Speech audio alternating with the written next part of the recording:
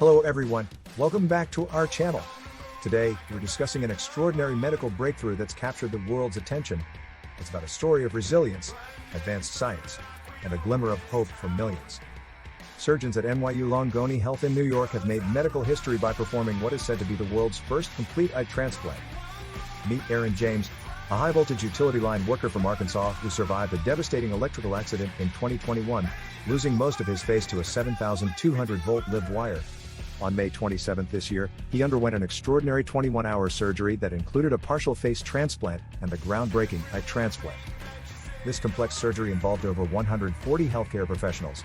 It's a pioneering procedure that not only challenges our understanding of medical science but also opens new doors for the future of sight restoration. The mere fact that we've accomplished the first successful whole eye transplant with a face is a tremendous feat many have long thought was not possible. The procedure involved direct blood flow to the retina, a crucial part of the eye that sends images to the brain. While it's not certain that Mr. James will regain vision in his new eye, the possibilities it opens up are immense. If I can see out of it, that's great. But if it'll kickstart the next path in the medical field, then I'm all for it.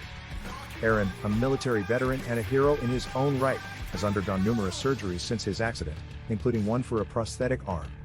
His resilience and positive outlook are truly inspiring. Aaron's journey and this unprecedented medical advancement show us the remarkable capabilities of modern medicine and the human spirit. We're grateful to Aaron for sharing his story and to the medical team for their groundbreaking work. If you're as inspired by this story as we are, please share this video, and don't forget to like and subscribe for more amazing content. Until next time, stay inspired,